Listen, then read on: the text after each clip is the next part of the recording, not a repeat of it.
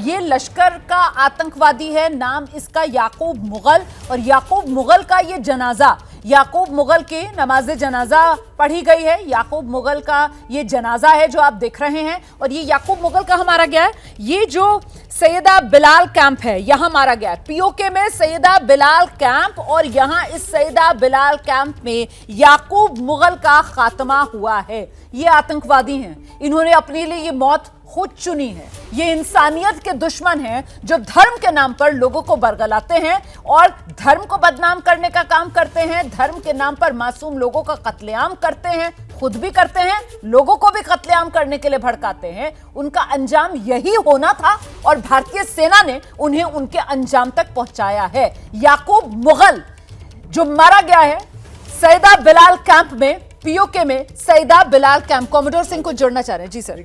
मैं जो आपने एक बड़ी अच्छी बात कही थी कि इनको जो है मुगालते में रखा गया कि हम शायद मॉक ड्रिल कर रहे हैं और वो है, मैं उसके बाद थोड़ा सा खुलासा और करना चाहता हूँ। जी सर। देखिए, ये कोई भी ऐसा स्ट्राइक करने से पहले एक बहुत बड़ा डिसेप्शन क्रिएट किया जाता है, डाइवर्जन।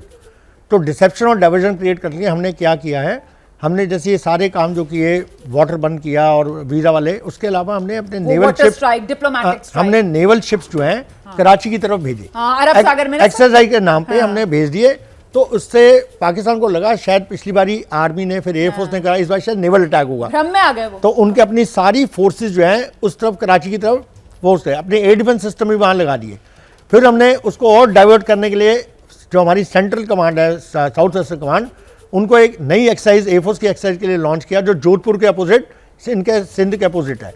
तो उससे उनको लगा कि अब तो बिल्कुल ही अटैक उसी तरफ आएगा, तो इन्होंने पीओ की तरफ से पूरा ध्यान हट गया और जितने टेररिस्ट हैं जो पहले नीचे भागे थे वो वापस अपने ऊपर आ गए। सर मैं जरा सा आपको रोक रही हूं। ऑपरेशन सिंदूर के बाद प्रधानमंत्री नरेंद्र मोदी का पहला बयान हम सब के लिए गर्व का दिन है। प्रधानमंत्री नरेंद्र मोदी की तरफ से कहा जा रहा है हम सब के लिए ये गर्व का दिन, प्रधानमंत्री नरेंद्र मोदी का ये बड़ा बयान सामने आ रहा है।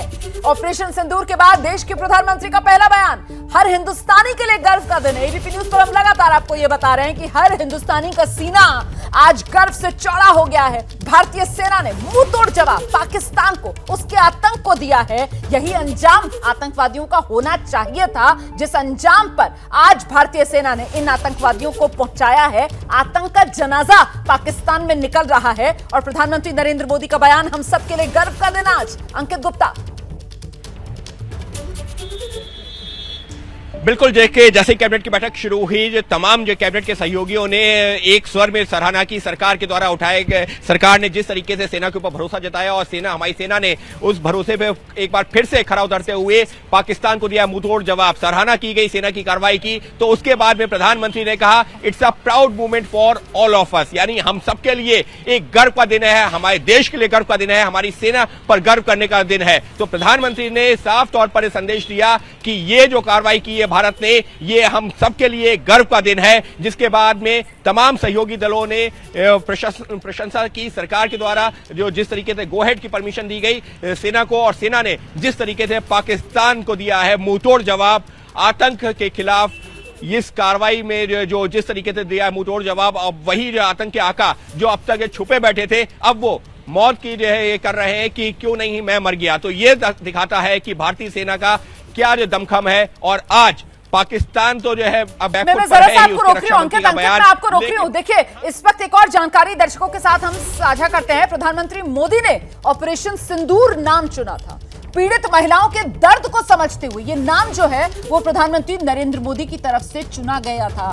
हम लगातार आपसे कह रहे थे कि साहब मैसेजिंग जबरदस्त इसके जरिए हुई है। जो सेना ने इस ऑपरेशन के लिए नाम चुना है ऑपरेशन सिंदूर, और ऐसे में राष्ट्रपति द्रौपदी मुर्मू से मुलाकात प्रधानमंत्री नरेंद्र मोदी कर सकते हैं। थोड़ी देर में राष्ट्रपति भवन पहुंच सकते हैं प्रधानमंत्री नरेंद्र मोदी, ये जानकारी भी मिल रही है। भारतीय सेना की जो कार्रवाई है उसकी मुकम्मल जानकारी प्रधानमंत्री नरेंद्र मोदी खुद राष्ट्रपति द्रौपदी मुर्मू को देंगे, ये जानकारी भी सामने आ रही है। हम सीधे आपको लेकर चलेंगे। अंकित गुप्ता इस वक्त हमारे साथ मौजूद है। अंकित, राष्ट्रपति को खुद सेना की तरफ से ऑपरेशन सिंदूर को जिस तरीके से अंजाम दिया गया उसकी सारी जानकारी मुहैया कराई जाएगी। खुद प्रधानमंत्री नरेंद्र मोदी राष्ट्रपति भवन जाएंगे क्या?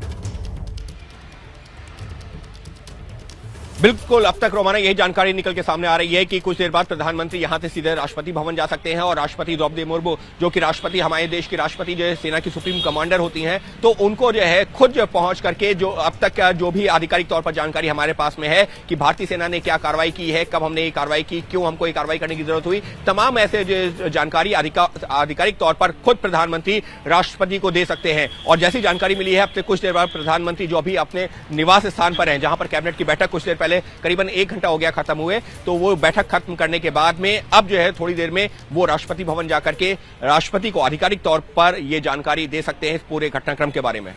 जी बिल्कुल, तीनों सेनाओं की सुप्रीम कमांडर देश की राष्ट्रपति ही होती हैं और ऐसे में राष्ट्रपति द्रौपदी मुर्मू को सेना की तरफ से ऑपरेशन सिंदूर, जो सफल ऑपरेशन अंजाम दिया गया है आतंक के नेस्तनाबूद करने के लिए, उसकी पूरी जानकारी खुद प्रधानमंत्री नरेंद्र मोदी जाएंगे और राष्ट्रपति को देंगे। इसमें भी कहीं ना कहीं एक बड़ा संदेश यहां पर जो दिया जा रहा है। आशीष, सुप्रीम कमांडर हैं प्रधानमंत्री, इतनी बड़ी कार्रवाई हुई है। प्रधानमंत्री ने कैबिनेट की बैठक में, जैसा अंकित बता रहे हैं, शुरुआत में ही कहा कि सभी के लिए गर्व का दिन है। बिल्कुल सही बात है, सबका सीना चौड़ा है जिस तरह से इस जवाबी कार्रवाई को अंजाम दिया गया है। और थोड़ी देर पहले आप देखिए पाकिस्तान कैसे एक्सपोज होता है। रोमाना, जो आप थोड़ी देर पहले याकूब मुगल की तस्वीरें दिखा रही थी, मैं बस उसमें एक चीज़ रेखांकित करना चाहूँगा कि गौर फरमाइए, पाकिस्तानी पुलिस के ऑफिशियल्स और ISI के अधिकारी वहाँ मौजूद थे। इससे ज़्यादा और क्या वो एक्सपोज होंगे।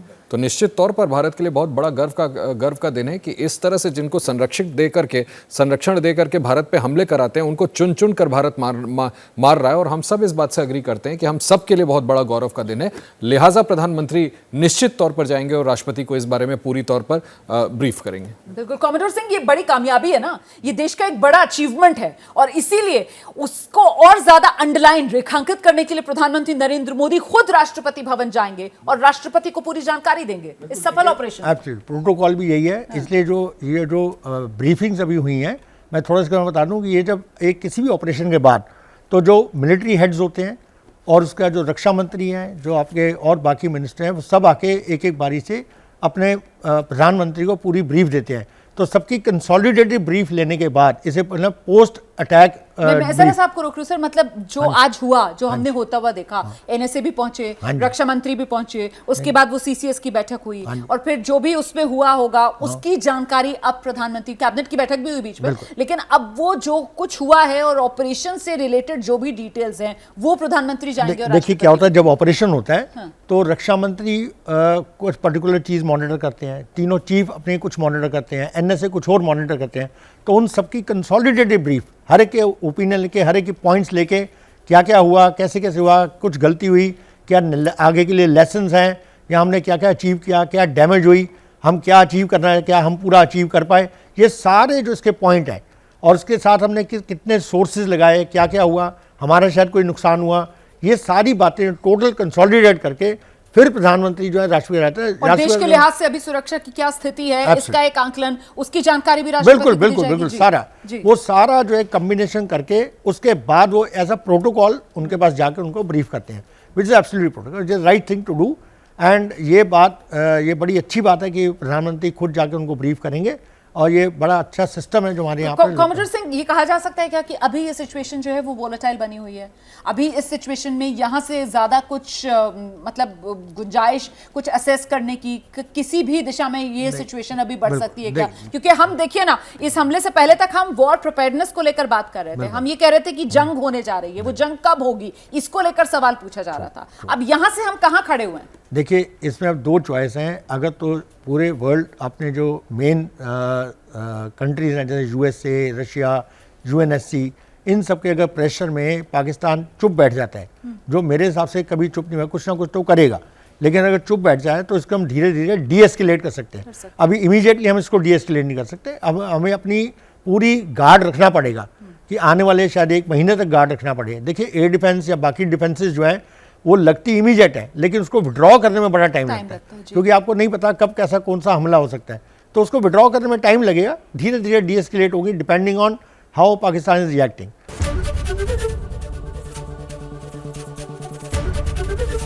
ABP गंगा, खबर आपकी, जुबान आपकी।